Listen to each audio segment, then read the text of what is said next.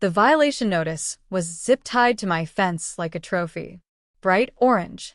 Bold letters. Unapproved structure. Immediate removal required. I stared at it for a long moment, then looked past it, toward the small wooden shed sitting peacefully in the back corner of my yard. 8 feet by 10. Neutral beige. Neat shingled roof. Tucked behind a row of hedges. You could barely see it from the street. Apparently, that wasn't the point. The shed wasn't ugly. It wasn't towering. It wasn't leaning. It wasn't even finished yet. But according to the Maple Ridge Estates HOA Handbook, page 47, subsection C, paragraph 3, no detached auxiliary storage structures shall be permitted within rear yard boundaries. No sheds. No exceptions. No negotiation. Here's the part they didn't mention. When I bought the property, there were already 3 sheds in the neighborhood. 2 of them larger than mine. 1 painted bright red. All approved before the updated aesthetic guidelines. Convenient timing. Because the updated rules came after a new HOA president was elected. Linda Carver. Yes. Another Linda. Different neighborhood. Same energy. I attended the HOA meeting that week. Not angry. Not dramatic. Just curious. When they called my address for review, Linda adjusted her glasses and smiled thinly. Mr. Wright, you failed to submit architectural approval prior to installation. It's a tool shed. I replied calmly. It's a violation. It's behind a privacy hedge. It's still visible from neighboring properties. So are trampolines. They're regulated. Of course they are. I asked the obvious question. What's the actual concern? She flipped a page on her clipboard. Visual uniformity. Uniformity. In a neighborhood with 5 different mailbox designs and at least 3 shades of approved beige. I nodded slowly. So, if I remove the shed, problem solved? Yes. She seemed pleased. Too pleased. Like this wasn't about the shed. It was about precedent. Control. Authority reinforced. Here's what they didn't know. That shed wasn't decorative. It wasn't casual storage. It housed equipment. Backup generator. Water filtration units. Emergency supplies. I work in infrastructure planning. I believe in redundancy. Preparation isn't paranoia. It's policy. But fine. They wanted the shed gone? I had 2 options. Argue for months. Or comply creatively. Guess which one I chose. The shed was dismantled within 72 hours. No drama. No protest. Just gone. Linda actually drove by during the removal. She slowed slightly, watched, and kept going. Satisfied. Violation resolved. Authority maintained. Or so she thought. What she didn't realize was that the shed was never the long-term solution. It was temporary. A placeholder. Because when I read the HOA bylaws again very carefully, I noticed something fascinating. The restrictions were very specific. No detached auxiliary storage structures. Detached. Above ground.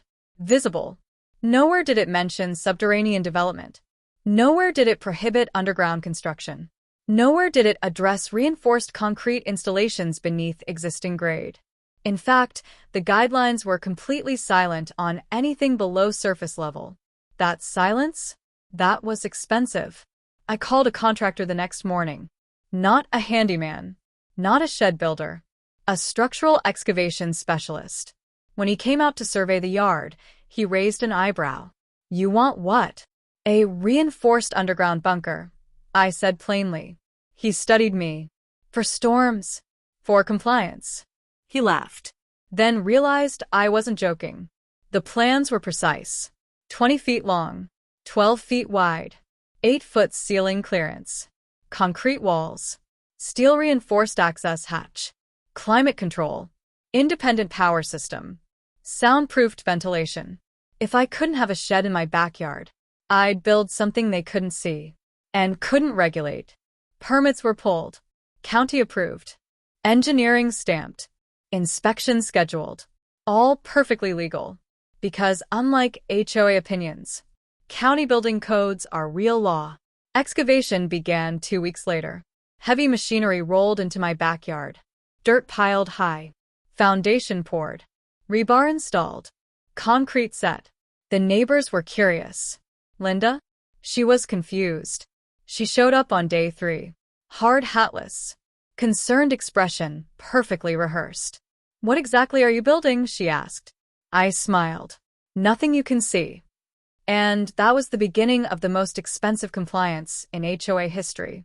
Before we go further, if you enjoy watching petty HOA rules backfire in spectacular ways, make sure you're subscribed. Because the final price tag on this no-shed rule, it wasn't small. And when they realized what was under my lawn, the emergency meeting was called within 24 hours. By the end of week 1, my backyard looked like a controlled demolition site. A 20-foot rectangle carved clean into the earth. Dirt stacked in precise mounds. Rebar grids rising like metallic skeletons from the ground. Concrete trucks rotating in and out with mechanical indifference. It was loud. It was expensive. And it was completely legal. Linda showed up again on day 5. This time with 2 board members trailing behind her like anxious interns. She stood at the temporary construction fence and stared into the excavation pit. "What is this?" she demanded. The contractor glanced at me. I nodded. He shrugged. "Residential underground structure." Her lips tightened. "You mean a basement?" "No," I replied calmly. "An independent reinforced subterranean storage facility." The board members exchanged a look. Big words tend to make small rules nervous. "You didn't submit this to the architectural committee," she snapped. I wiped dust from my gloves. "I submitted full plans to the county." "That's not the same thing." "It outranks the same thing." She didn't like that answer. Here's what made it better. I had done my homework. The HOA guidelines govern visible structures, exterior modifications, roof lines, fencing heights, paint palettes. They obsessed over sight lines, curb appeal, aesthetic continuity. But underground? Nothing. No clause. No subsection. No prohibition. It was a blind spot, and I built directly into it. By week 2, concrete walls were poured, 8 inches thick, steel reinforced, waterproof membrane installed, drainage system integrated. The structure wasn't a DIY panic room. It was engineered, and the price tag was climbing. $18,000, $27,000, $34,000. Every dollar was intentional. If they wanted compliance, they were getting premium compliance. The neighbors started whispering. "Is he building a bunker? Is it a storm shelter? Is it illegal?" The last question floated around the loudest. And the answer was always the same. Yes. Stamped. Inspected. Approved. Linda's attempted her next move. She sent a certified letter demanding an architectural impact review. I responded with a single sentence through my attorney. No exterior structure exists. Because technically none did. From the street? My yard looked empty. From the sidewalk? Perfectly normal. From satellite view? A rectangular patch of disturbed soil that would soon disappear beneath fresh sod. Uniformity preserved. When the steel access hatch was delivered, things escalated. It wasn't subtle. Half-inch thick steel plate. Hydraulic-assisted hinges. Flush-mounted design that would sit level with the lawn. Linda arrived within 30 minutes of delivery. "How much is this costing you?" she asked sharply. "About $50,000, I replied. Her eyes widened before she could stop them. "For storage. For compliance." That word again. Compliance.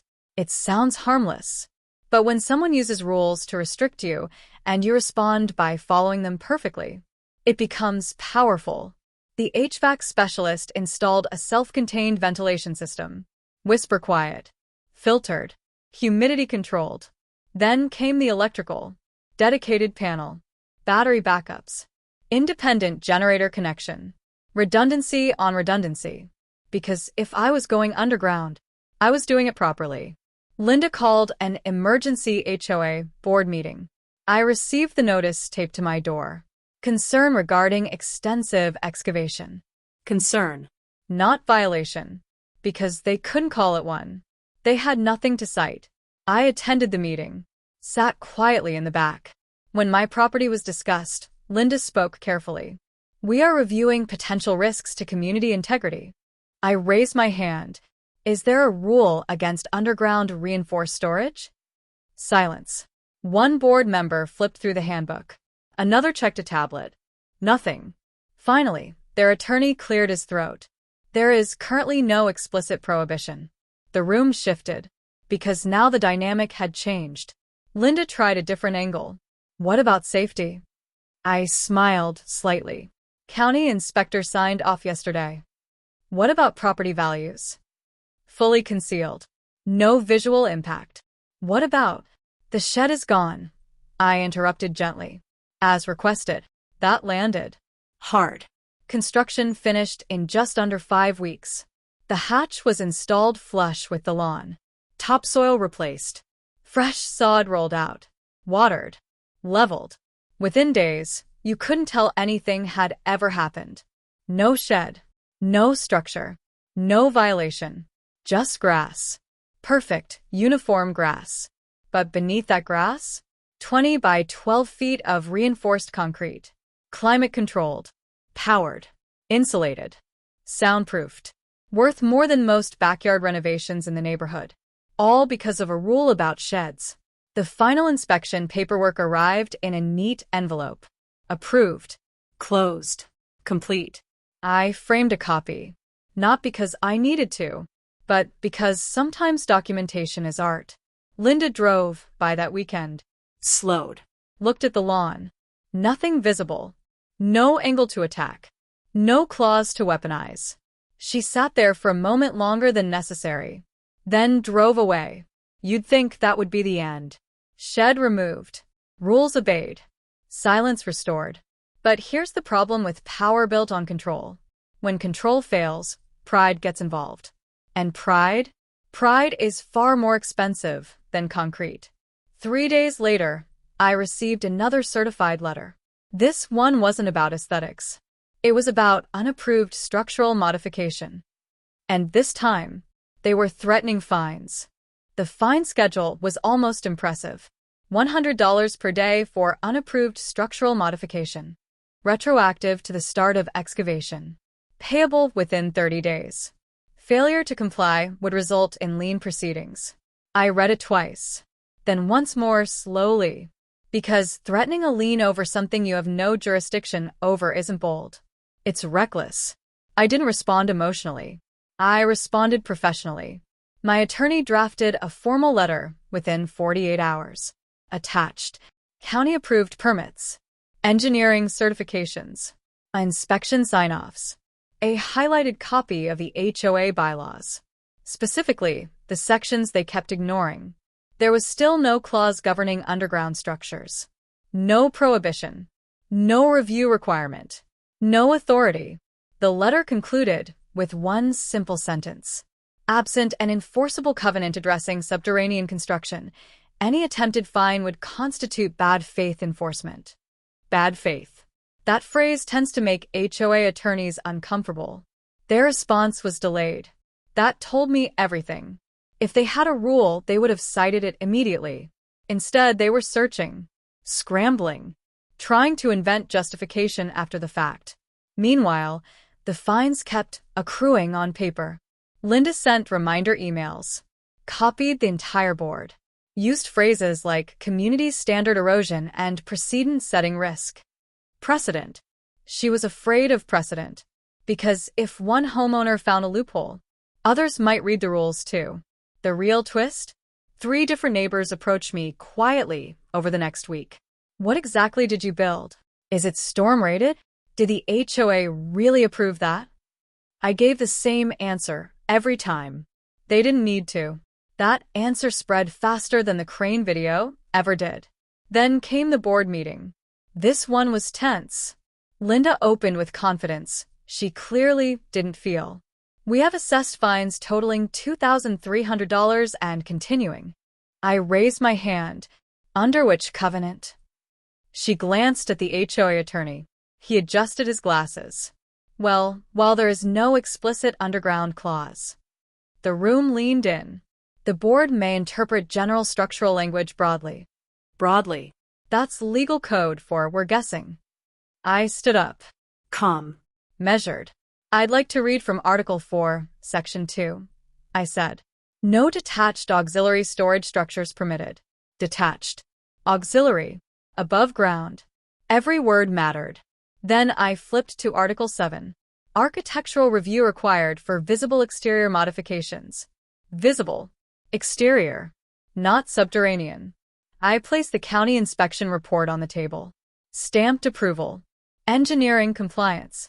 Zoning clearance. This is not an HOA matter, I said simply.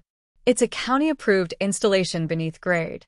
One of the board members shifted uncomfortably, because deep down they knew. That's when Linda made her biggest mistake. If we allow this, she snapped, people will start building whatever they want underground. I tilted my head slightly. Legally? Silence. The attorney cleared his throat again. There is currently no restriction preventing it.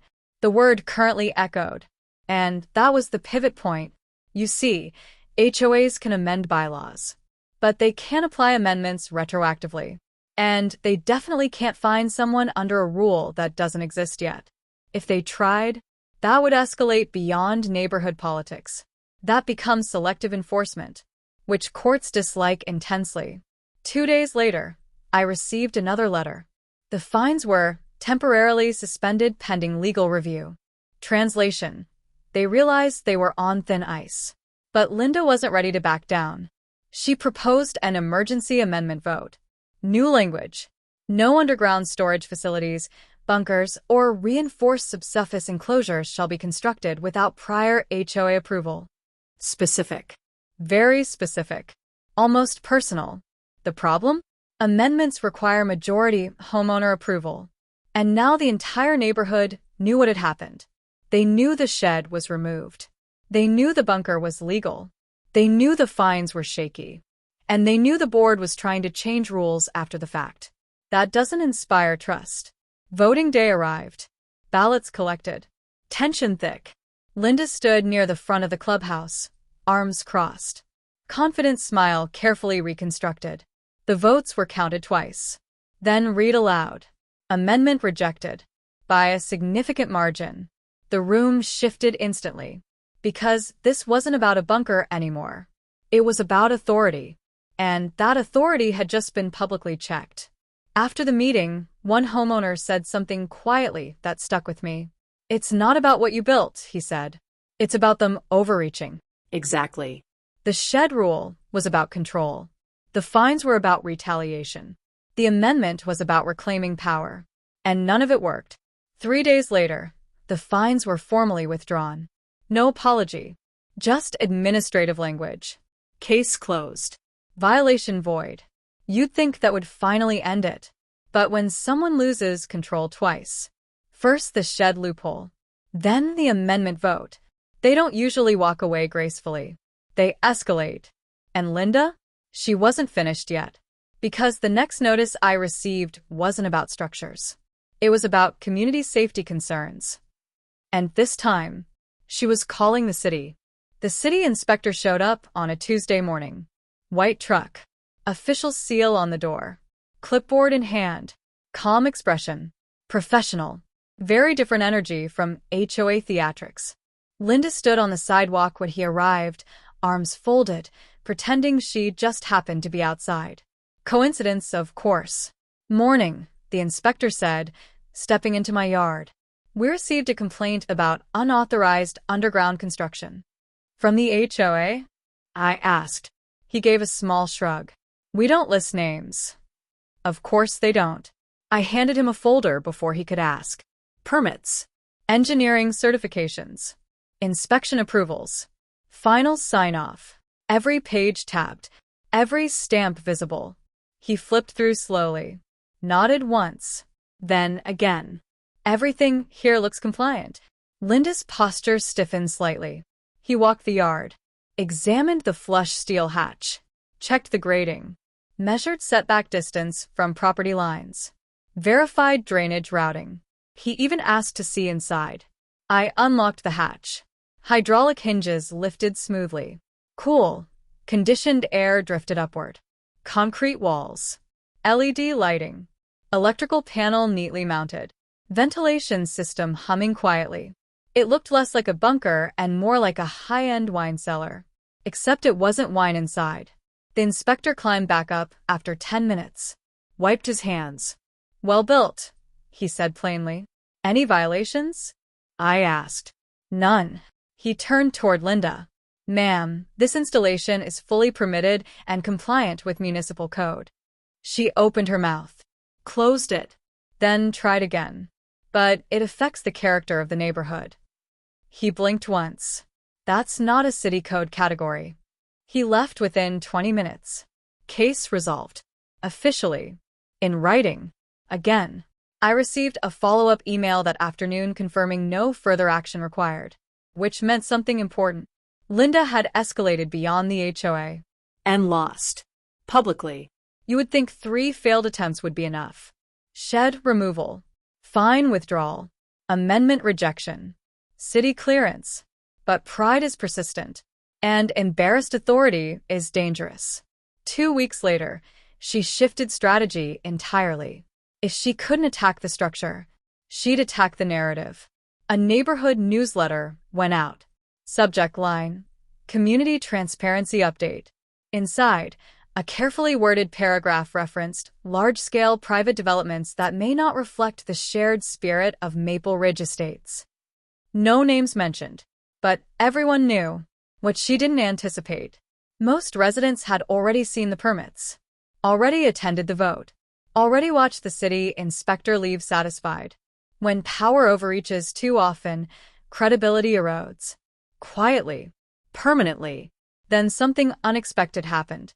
3 separate homeowners submitted formal requests to install underground storm shelters of their own. Fully permitted. Fully compliant.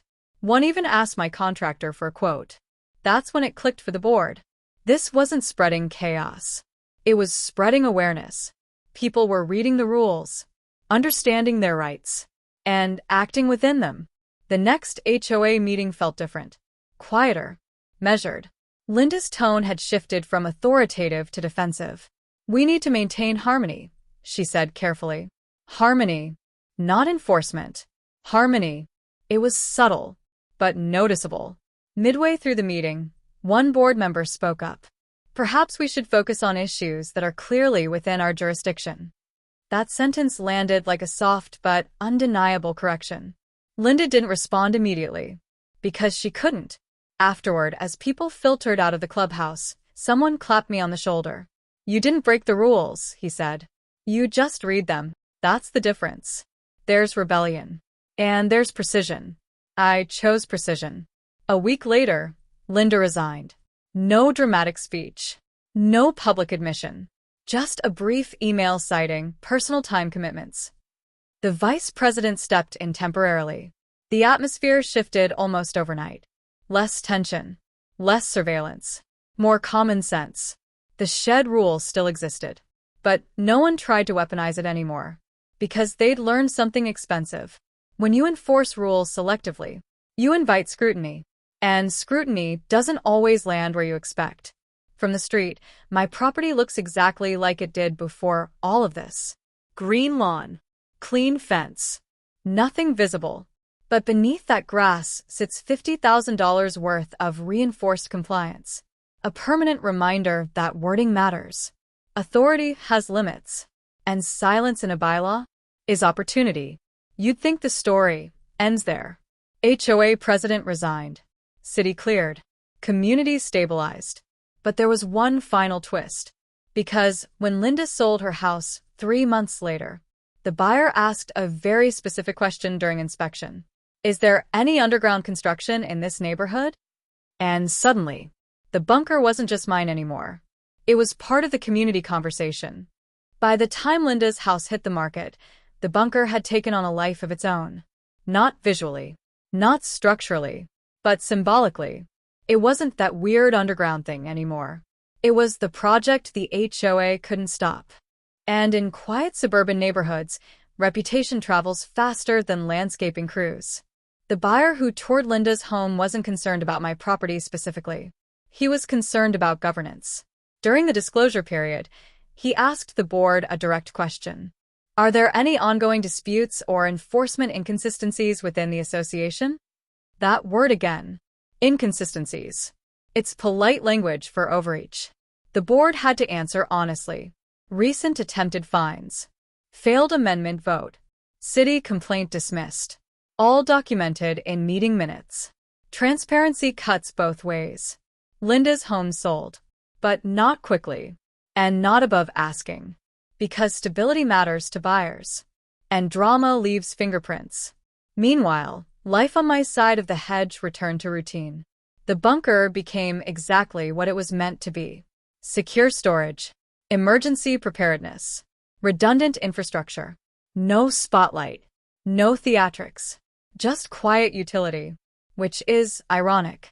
Because the loudest rule enforcement in HOA history produced the quietest structure in the neighborhood. A month after the resignation, the new HOA board requested a voluntary town hall. Not to confront. To recalibrate. The tone was noticeably different. Less enforcement. More clarification. They even proposed forming a bylaw review committee, not to restrict but to modernize vague language. Because here's what they finally understood. Ambiguity invites conflict. Precision prevents it.